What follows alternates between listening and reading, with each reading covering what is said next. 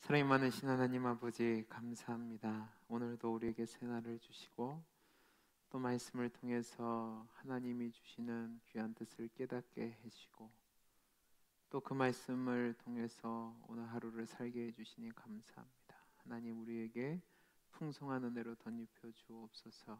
감사하며 사랑 많으신 예수님 이름으로 기도하옵나이다. 아멘.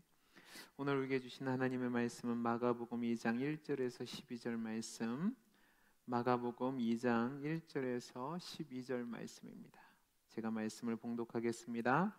수일 후에 예수께서 다시 가버나움에 들어가시니 집에 계시다는 소문이 들린지라 많은 사람이 모여 문 앞까지도 들어설 자리가 없게 되었는데 예수께서 그들에게 도를 말씀하시더니 사람들이 한 중풍병자를 4사람에게 메어 가지고 예수께로 올세 무리들 때문에 예수께 데려갈 수 없으므로 그 계신 곳에 지붕을 뜯어 구멍을 내고 중풍병자가 누운 상을 달아내리니 예수께서 그들의 믿음을 보시고 중풍병자에게 이르시되 작은 자야 내 죄 사함을 받았느니라 하시니 어떤 서기관들이 거기 앉아서 마음에 생각하기를 이 사람이 어찌 이렇게 말하는가 신성모독이로다 오직 하나님 한 분 외에는 누가 능히 죄를 사하겠느냐 그들이 속으로 이렇게 생각하는 줄을 예수께서 곧 중심에 아시고 이르시되 어찌하여 이것을 내 마음에 생각하느냐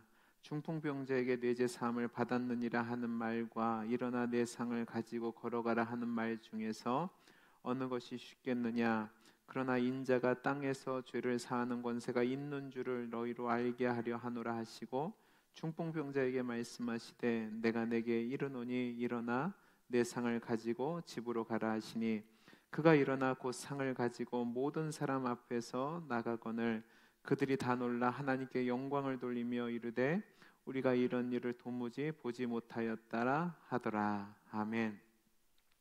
오늘 말씀은 예수님께서 문둥병자를 고치신 후 수일 후에 다시 갈릴리 가버나움에 들어오셔서 중풍병자를 고치신 사건과 그 사건을 목도한 서기관들의 마음 속에 예수님을 대적하는 모습, 그리고 그들의 마음을 아시고 그들을 향해서 권세 있는 가르치심을 행하시고 이 모습을 본 사람들의 반응이 어떻게 나타났는지를 기록하고 있습니다. 오늘 말씀은 크게 3부분으로 나눠져 있습니다. 먼저 1절에서 5절까지 말씀으로 예수님께서 갈릴리 전도여행을 마치시고 다시 가버나움으로 들어오셔서 하나님 나라의 도를 선포하십니다. 오늘 말씀은 수일 후에 예수님께서 가버나움에 들어와서 묵었던 집에 계시다는 소문이 들리자라고 시작합니다. 그러면 예수님이 묵었던 집이 어딜까? 많은 사람들은 이 집이 베드로의 집이라고 말하는 사람들도 있고 또 예수님이 거하셨던 집이라고 이야기하는 사람들도 있습니다. 제 생각에는 베드로의 집이라고 생각하는 것이 맞다고 생각됩니다. 왜냐하면 최근 프란체스코 수도사들이 이 가버나움 지역에 베드로의 생가로 추정되는 집을 발견하였는데 이 집이 정말로 베드로의 집이면 베드로의 집의 규모를 볼 때 가난한 어부라기보다는 부유한 선주라고 볼 수 있다는 증거들이 나왔습니다. 이런 것들을 유추해 볼 때 예수님께서 그의 제자들과 함께 묵었고 또 수많은 사람들이 그곳에 들어갔다면 저는 베드로의 집이 아닐까라고 생각하는 겁니다. 예수님이 계시다는 소문을 듣고 수많은 사람들이 모였습니다. 그래서 그 집이 가득 차게 되었습니다. 이것은 예수님이 전에 가버나움에서 행하셨던 귀신을 내쫓는 기적과 밤이 늦도록 행하셨던 기적 사건의 여파가 어느 정도였는지를 보여주는 것이죠. 예수님은 몰려든 그들에게 하나님 나라의 도를, 하나님 나라의 복음을 증거하셨습니다. 이런 가운데 4명의 사람들이 1명의 중풍병자를 데리고 나왔습니다. 사람들이 많으니까 이 사람들이 예수님께 이 중풍병자를 일반적인 방법으로 데려갈 수 없으니까 예수님이 계신 곳에 지붕을 뚫어서 구멍을 내고 그 중풍병자의 상을 내려서 예수님께 그 중풍병자를 보였다고 되어 있습니다. 이것을 이해하기 위해서는 당시 팔레스타인 지역의 주택의 형태를 이해만 했는데 저도 여기를 지난 성지순례 때 가보았는데 이곳의 날씨는 우리나라와 같이 험하지 않습니다. 온화한 기후를 가지고 있으니까 일상생활의 대부분의 사람들이 밖에서 생활을 합니다. 그래서 그때 당시 사람들도 동일하게 주로 마당이나 지붕에서 많은 일을 했다고 합니다. 이 지붕은 뼈대가 있고 그 위에는 지푸라기나 풀로 채운 뒤에 그 위에 진흙을 덮어서 마무리를 하였습니다. 그리고 그 옆에는 집 옆에는 계단을 두어서 그 지붕에 올라가기 쉽게 만들어 놓았습니다. 이런 날씨 속에서 더운 날이 계속되면 사람들은 지푸라기와 진흙을 한꺼번에 드러내어서 실내 온도를 낮추기도 했다고 합니다. 그런데 우리가 주목할 것은 이렇게 아무리 쉽게 지붕을 드러날 수 있다고 해도 예수님이 밑에 계시고 수많은 사람들이 거기에 있었다면 이 지붕을 드러낼 때 흙먼지와 지푸라기가 떨어질 수 있고 그곳에 중풍병자의 침상을 갑자기 내린다면 사람들의 비난을 들을 수 있는 일이었습니다. 그런데 이 사람들은 용기를 가지고 욕먹을 각오를 하고 이 중풍병자를 예수님께 달아내렸던 겁니다. 예수님은 이들의 믿음을 보시고 그 중풍병자에게 작은 자야 내 죄사함을 받았느니라고 말씀하시면서 죄사함을 선포하십니다. 우리가 여기서 생각할 것은 이 중풍병자의 병을 우리가 주일 설교를 통해서 베데스다 연못에서 혈기 마른 자의 질병을 고쳐주실 때 그 병이 질병 때문에 왔다고 했던 것을 기억하실 겁니다. 그의 병이 죄 때문에 왔다는 것을 기억하실 겁니다. 그러니까 이 중풍병자를 향해서 예수님이 작은 자야 내 죄사함을 받았느니라는 선포가 이 사람도 이 중풍병자도 자신이 범한 죄 때문에 중풍병에 들었다거나 또는 이 사람의 부모의 죄 때문에 이 사람이 중풍병자가 되었다고 생각해서는 안 된다는 겁니다. 제 생각에는 예수님이 이 사람을 향해서 죄 사함을 받았다라고 하신 것은 이러한 병리적인 현상, 중풍병자를 비롯해서 손이 마르거나 맹인된 그 모든 병리적 현상이 죄 때문에 들어온 것이기 때문에 예수님께서는 죄 사함의 은혜, 즉 죄로부터 자유함의 권세가 있는 분이심을 선포하기 위해서 이렇게 말씀하시는 것이고, 죄의 문제가 해결되었을 때에 그 죄로 인해서 파생된 이 땅의 질병들의 문제도 해결될 수 있다는 것을 보여주시는 겁니다. 다음으로 둘째 단락은 6절에서 10절까지 말씀으로 예수님의 이 죄사함의 선포를 들은 서기관들의 적대적인 반응이 기록되어 있습니다. 우리가 먼저 알아야 될 것은 구약 성경을 보면 죄사함의 주체는 오직 하나님만이 하실 수 있는 거였습니다. 그러나 선지서를 보면 하나님이 보내신 메시아가 오면 죄사함의 은혜가 있을 것임을 선지자들이 공통적으로 외치고 있었습니다. 그런데 이 사실을 분명히 알고 있어야 될 서기관들이 예수님의 말씀을 듣고 신성모독이로다 하나님 외에 누가 능히 죄를 사하겠느냐는 생각을 한 겁니다. 이것은 이들이 예수님을 메시아로 믿지 않았기 때문에 예수님께서 죄를 사하신다는 것을 신성모독행위로 간주한 겁니다. 그러자 예수님은 그들을 향해서 중풍병자에게 내 죄사함을 받았느니라고 하는 말과 일어나 내 상을 가지고 걸어가는 말 중에서 어느 것이 쉽겠느냐고 질문하십니다. 여러분은 어느 것이 더 쉬울 것 같아 보이십니까? 사람의 눈으로 본다면 내 죄를 사하노라라는 말이 더 쉬울 수 있습니다. 왜냐하면 죄를 사한다는 것은 눈으로 드러나지 않기 때문에 그렇습니다. 그러나 성경적으로 본다면 중풍병자에게 일어나 걸으라고 하는 것이 죄사함을 받았다고 말하는 것보다 훨씬 쉽습니다. 왜냐하면 죄사함의 권세는 오직 하나님만이 하실 수 있는 고유의 권한이고, 병을 고치거나 또 귀신을 쫓아내거나 어떤 기적을 행하는 일은 하나님께 보내심을 받은 선지자들도 할 수 있는 일이었기 때문에 그렇습니다. 아무리 하나님의 권능을 받았다 할지라도 그가 병을 고치고 걷게 하는 것은 쉽지만 죄 사하는 것은 그 능력 밖이었기 때문에 할 수 없다는 말입니다. 그런데 주님은 단지 병을 고치는 것을 넘어서 죄를 사하시는 그 어려운 일을 하신 겁니다. 왜냐하면 예수님이 하나님이시니까요. 하나님과 동등된 권위를 갖고 계셨기 때문에 그것을 드러내시기 위해서 예수님께서는 그 어려운 말씀을 하신 겁니다. 특별히 2장 10절에서 인자가 땅에서 죄를 사하는 권세가 있는 줄을 너희로 알게 하려 하노라 라고 하신 말씀에서 인자는 하나님의 아들로서 권능과 모든 속성을 가진 분으로 하나님 나라가 임재할 때에 천군 천사들과 함께 이 땅에 심판주로 오시는 분을 가리킬 때 사용되는 말입니다. 그러니까 이 인자는 하나님과 동등됨의 위치에서 이 세상 사람들의 죄를 심판하고 죄를 사하시는 구주로서의 사명을 감당하는 분이란 말입니다. 예수님이 자신을 인자라고 얘기하시는 것은 결국 예수님이 참 구원자이시고 참 심판주라는 사실을 말씀하는 겁니다. 마지막 세 번째 단락은 11절에서 12절 말씀으로 예수님께서는 자신이 하나님과 동등된 위치에서 죄사함의 권세가 있는 인자이심을 선포하신 후에 중풍병자에게 누웠던 침상을 들고 가라고 선포하시고 그 선포로 말미암아 이 중풍병자에게 죄사함의 결과로 온전한 치유가 일어나게 되는 것을 기록한 것을 볼 수 있습니다.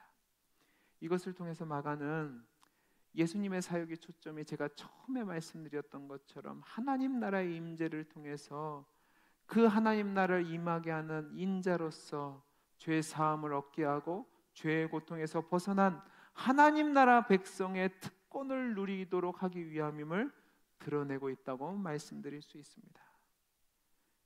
이렇게 오직 하나님께서만 행하실 수 있는 죄를 사하는 권세와 그것을 통해서 병을 고치시는 일을 행하신 뒤에 그 결과가 어떻게 나타났냐?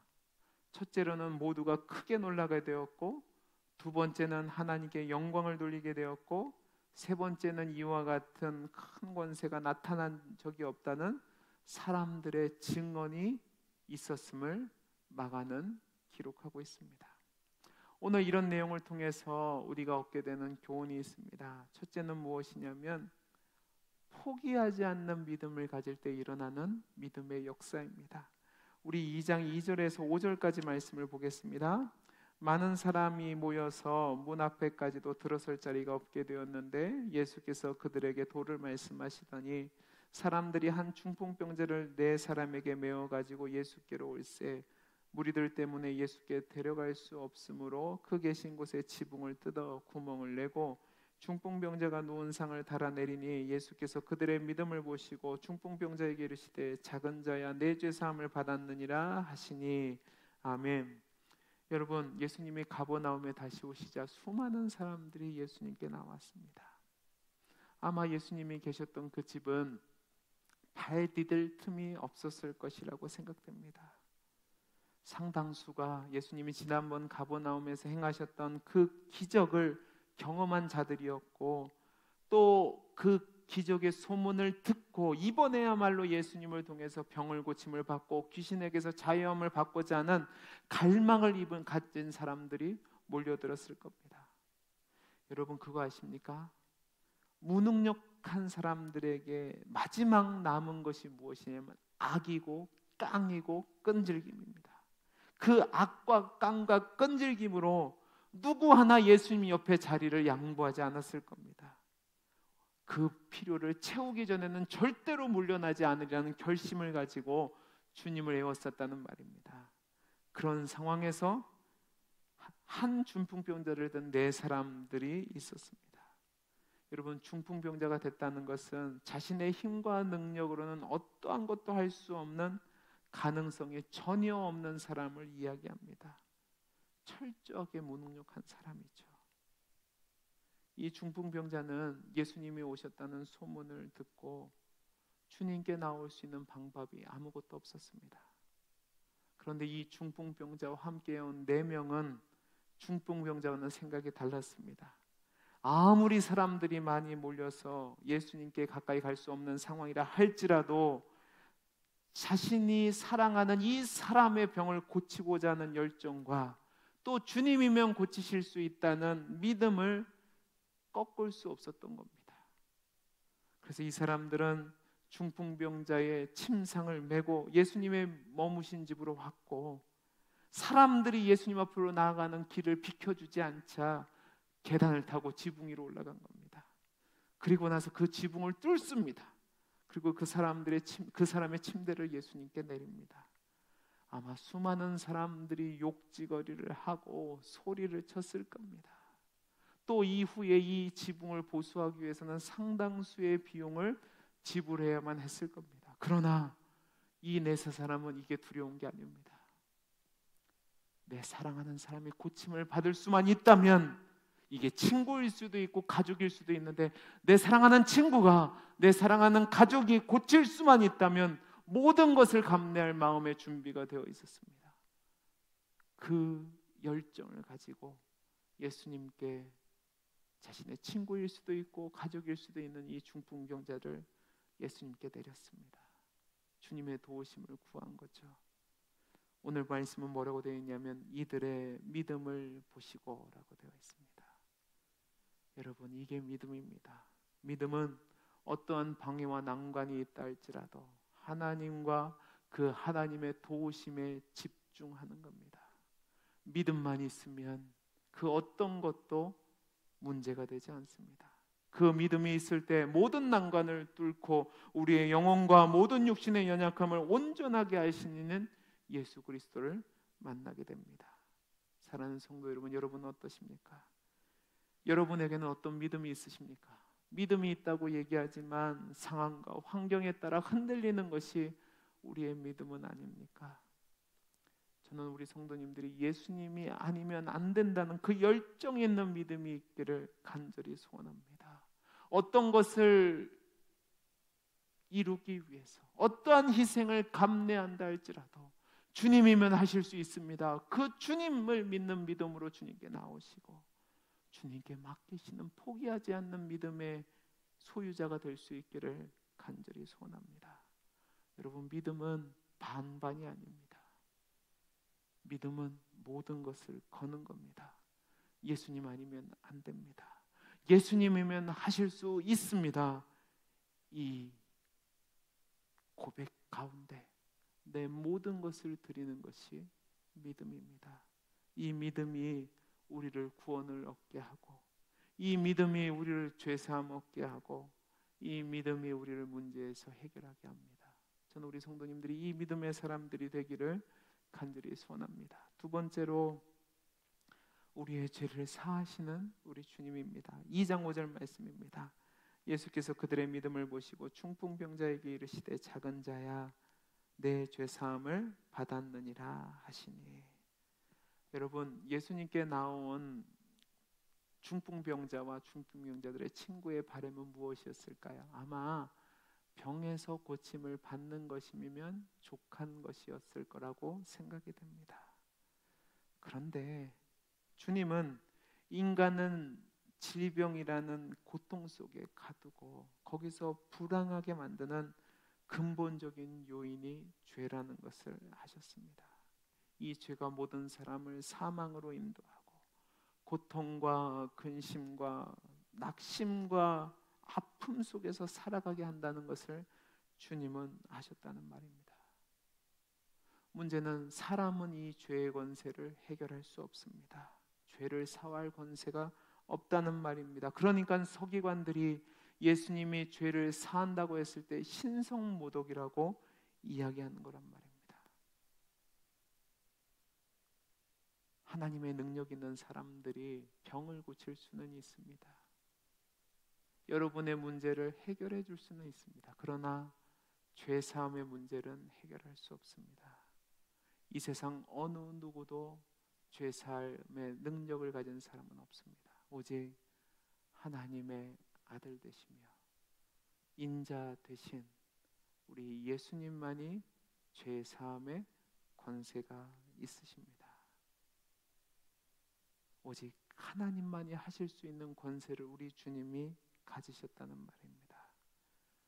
죄 사함에서 병 고침의 은혜도 나타나는 것이고, 죄 사함의 은혜 가운데 우리에게 막힌 문제들이 해결됨도 있는 것이고, 그 죄 사함 가운데 우리에게 영원한 생명의 그 은혜를 누릴 수 있게 된다는 사실입니다. 여러분, 우리 모든 인간이 죄 사함의 은혜를 받으면 모든 문제에서 해결된다는 사실을 기억하십시오. 요한계시록을 기억하시기 바랍니다. 주님이 다시 오셔서 주님이 완전히 통치하시는 그 나라는 죄가 없습니다. 죄가 없는 그 나라에게는 아픔도 없고 슬픔도 없고 죽음도 없고 눈물도 없고 고통도 없는 곳입니다. 문제는 그 죄사함의 권세는 우리에게 있는 것이 아니라 오직 예수님에게만 있다는 사실입니다. 저는 여러분의 모든 문제의 근원이 죄 때문이라고 생각합니다. 그 죄의 문제가 해결되면 우리의 모든 문제는 해결되게 되어 있습니다. 그런데 그 죄의 문제를 해결하실 수 있는 분은 오직 예수 그리스도 한 분이십니다. 그 주님을 믿고 그 죄사함의 은혜를 주시는 그 주님으로 인하여서 진정한 생명과 기쁨과 문제 해결과 병 고침의 은혜를 누리시는 우리 사랑하는 성도님들이 되시기를 간절히 소원합니다. 기도하겠습니다. 사랑이 많으신 하나님 아버지, 우리에게 믿음을 허락하여 주옵소서. 어떠한 장애물이 있다 할지라도 나를 구원해 주실 그 예수님을 믿는 믿음으로 말미암아 죄 사함의 은혜를 누리며 그로 인해서 주님이 주시는 기쁨과 감사와 평안함의 삶을 사는 복된 성도의 삶을 사는 우리 성도님들이 되게 해 주옵소서. 은혜 주심을 감사하며 사랑 많으신 예수님 이름으로 기도하옵나이다. 아멘.